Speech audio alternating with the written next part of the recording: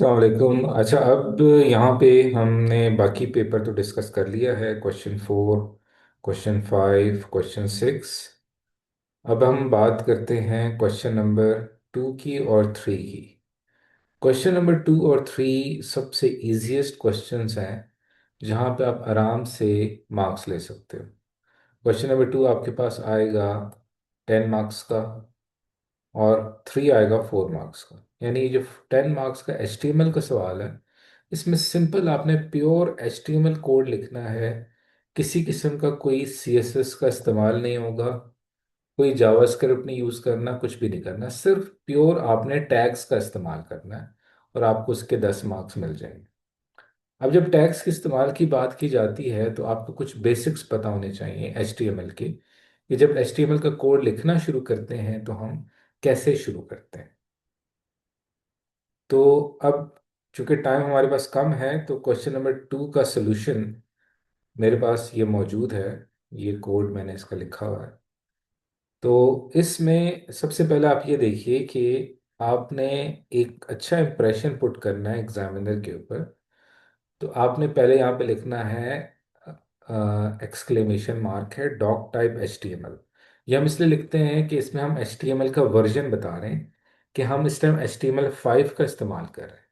तो उसको रिप्रेजेंट करने के लिए हम लिखते हैं डॉक टाइप कौन सी है, HTML। It is representing HTML 5। फिर जैसे कि मैं आपको पहले भी बता बता चुका हूँ, कि फिर आप HTML का टैग लिखते हो। और याद रहे कि जब आप एक स्टार्टिंग HTML टैग लिख रहे हो, तब आपने आखिर में उसको क्लोज भी करना होता है। ये इसका क्लोजिंग टैग है HTML का। उसके बाद हम क्या करते हैं, जो एक बेसिक स्ट्रक्चर मैंने आपको सिखाया हुआ है, हेड, स्टार्टिंग टैग और क्लोजिंग टैग। फिर बॉडी स्टार्टिंग टैग, और बॉडी हमारी आखिर में आके यहाँ पे आके क्लोज हो रही है। तो ये एक बेसिक स्ट्रक्चर है HTML का। ये आपने अपने आंसर शीट पे आपने इसको बना लेना है। उसके बाद हम पढ़ते हैं हमारे सवाल की रिक्वायरमेंट क्या है। सवाल में कहा गया है कि आपने एक वेब पेज बनाना है, जो कि एक पोर्टफोलियो है, यानी जिसमें आपकी CV है या आपका रेज्यूमे है। आपने अपने बारे में उसमें इंफॉर्मेशन देनी है। अब रिक्वायरमेंट्स पढ़ते जाइए, और उस हिसाब से मार्क्स देखिए। 1 मार्क आपको मिलेगा कि आपने HTML वेब पेज का टाइटल देना है। तो टाइटल के लिए हम कौन सा टैग यूज करते हैं यहाँ पे, ये टैग होता है टाइटल का, ये स्टार्टिंग टैग और ये क्लोजिंग टैग। और यहाँ पे आप लिख दीजिए माय पर्सनल पोर्टफोलियो। तो इस सवाल को हमने चूंकि सेव किया हुआ है, साथ में अगर मैं आपको ये फाइल जो मैंने यहाँ पे बनाई हुई है, इसको अगर मैं ओपन करता हूँ गूगल क्रोम में साथ से, तो आप देखिए कि इसके ऊपर ये आपको टाइटल नज़र आ रहा है, माय पर्सनल पोर्टफोलियो। ये वो टाइटल है जो कि आपको नज़र आ रहा है।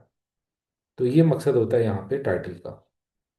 फिर हम हेड के निकल के बॉडी में आ जाते हैं, और फिर अगली रिक्वायरमेंट पढ़ते हैं। ये हो गया 1 नंबर आपको यहाँ पे मिल जाएगा ये करने से।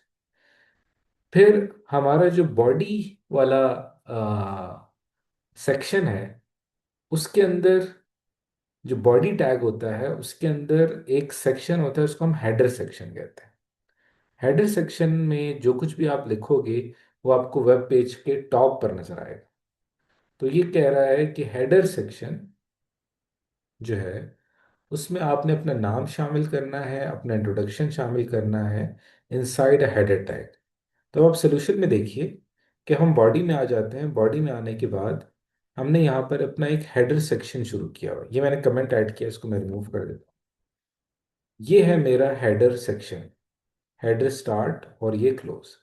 यहाँ पे आप बेशक अपना नाम लिख लें। नाम लिखने के लिए मैं हेडिंग टैग का इस्तेमाल कर रहा हूँ। यहाँ पे मैं लिखूंगा फॉर एग्जाम्पल अपना नाम मैंने लिखा, और ये लिखने के बाद मैंने अपनी description the, hello I am a passionate student learning web development, I enjoy creating simple and interactive web pages. Paragraph tag यहाँ पे क्लोज हो गया, और यहाँ पे मैंने हेडर सेक्शन को क्लोज कर दिया। ये जो हेडर टैग है, ये बॉडी टैग के अंदर ऐड किया जाता है, और इसका मकसद होता है कि जो कुछ भी आप यहाँ पे लिखोगे, वो आपको आपके वेब पेज के ऊपर टॉप पे नजर आएगा। अब आप इसके रिजल्ट्स भी देखें कि अगर मैं इसको यहाँ पे सेव कर लेता हूँ, सेव करता हूँ और इसको हम यहाँ पे बंद करते हैं। और यहाँ पे हम इसको ज़रा रिफ्रेश करता हूँ तो देखिए अब यहाँ पे मेरा नाम लिखा हुआ आ रहा है और छोटी सी डिस्क्रिप्शन मेरे बारे में यहाँ पे लिखी हुई आ रही है। अब सवाल पे आते हैं तो अब आप देखिए कि मैंने दूसरी रिक्वायरमेंट्स कंप्लीट कर ली है, यानी मेरे 2 नंबर यहाँ पे मिल गए। अब आते हैं इसके तीसरे रिक्वायरमेंट के ऊपर कि जो आपका मेन हेडर सेक्शन के बाद जो अगला है कंटेंट, जो बॉडी के अंदर आपने क्या डालना है, पहली चीज़ आपने डालनी है इसमें अपनी इमेज। आपने अपना इमेज डालना है, उसके लिए आपने इमेज टैग का इस्तेमाल करना है। अब इमेज टैग का इस्तेमाल हम कैसे करते हैं, ये देखिए ये हमारा मेन कंटेंट सेक्शन आ गया। ये कमेंट मैंने ऐड किया हुआ है, इसको मैं यहाँ से रिमूव कर देता हूँ। अब मेन सेक्शन के लिए हम यहाँ पे टैग यूज करते हैं मेन, और यहाँ पे हम इसको मेन सेक्शन जो है हमारा वो यहाँ पे आके क्लोज होते हैं। बॉडी के अंदर ही हमारा हेडर सेक्शन के बाद ये मेन सेक्शन आ जाता है। इसमें मैं जो कुछ भी लिखूंगा ये वो आपको वेब पेज के सेंटर पे दिखाई देगा। तो मैंने ऐड करनी थी यहाँ पे अपनी प्रोफाइल पिक्चर, ये मैंने कमेंट ऐड किया हुआ है। HTML में इस तरह से कमेंट ऐड करते हैं, वैसे इसकी ज़रूरत नहीं होती, ये सिर्फ कोड को एक्सप्लेन करने के लिए होता है। अब यहाँ पे मैंने देखिए कि इमेज टैग का इस्तेमाल कैसे किया हुआ है। इमेज टैग का कोई क्लोजिंग टैग नहीं होता, image tag as it is इस्तेमाल होता है। लेकिन इमेज टैग के अंदर ही कुछ एट्रीब्यूट्स इस्तेमाल होते हैं। जैसे कि इमेज टैग के अंदर एक एट्रीब्यूट इस्तेमाल हो रहा है SRC, इसको सोर्स कहा जाता है। इसमें बताया जाता है कि मेरा जो प्रोफाइल इमेज है वो कौन सा है। profile.jpg ये वो इमेज है जो कि मैंने अपनी उस HTML5 फाइल के साथ रखा हुआ है। साथ में आप उस पर अल्टरनेटिव टेक्स्ट ऐड करना चाहें तो कर सकते हैं, ना करना चाहें तो ऐसे छोड़ दें। बाकी आप इसकी विड्थ और हाइट सेट करना चाहें तो आप इसकी हाइट और विड्थ इस तरह से सेट कर सकते हैं।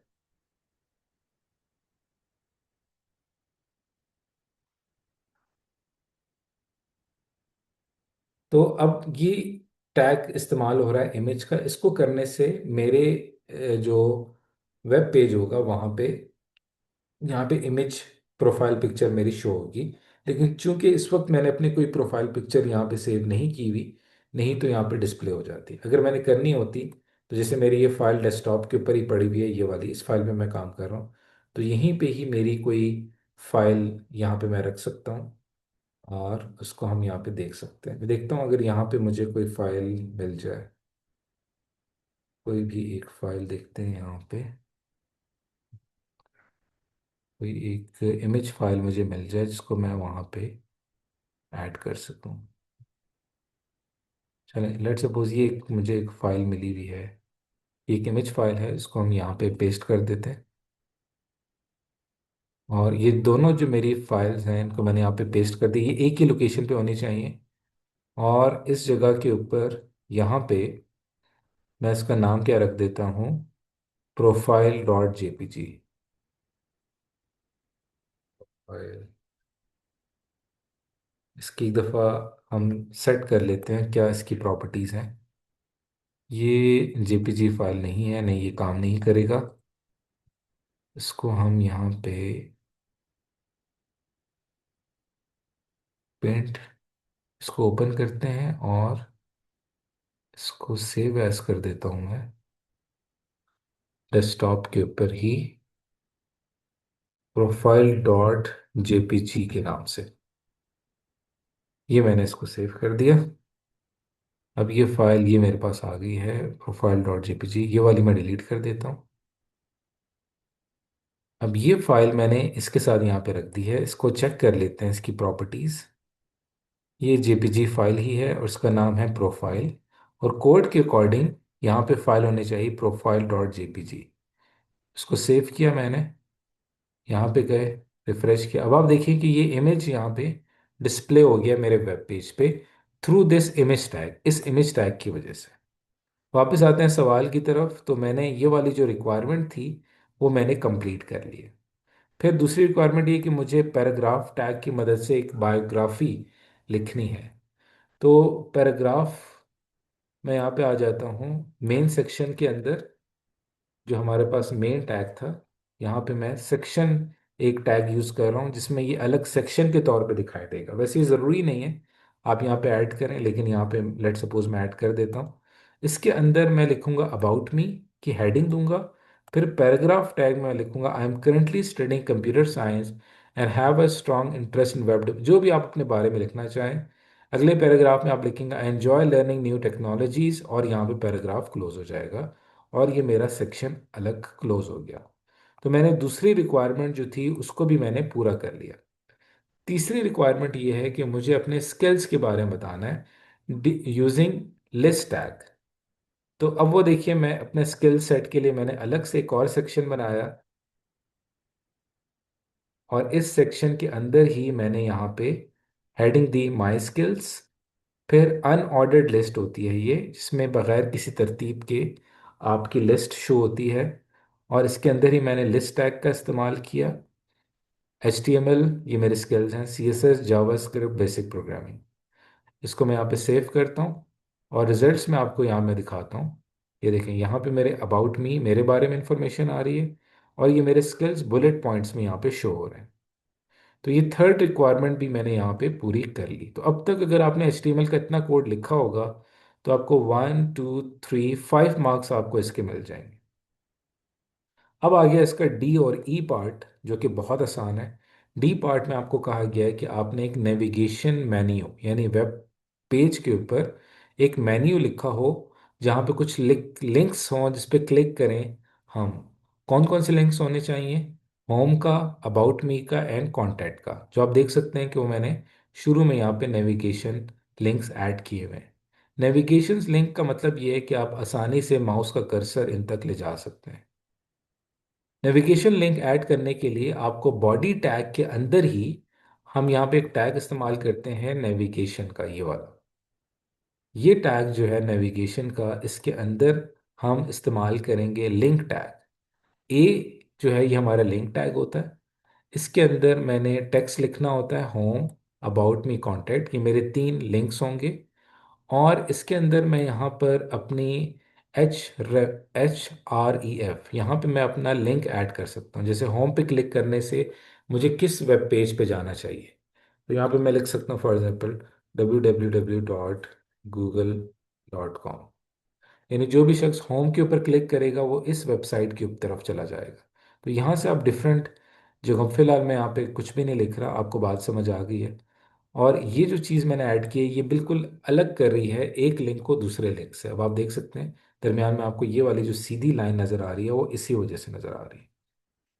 तो ये हमारी इस तरह करने से एक नेविगेशन मेन्यू हमारा डेवलप हो जाएगा।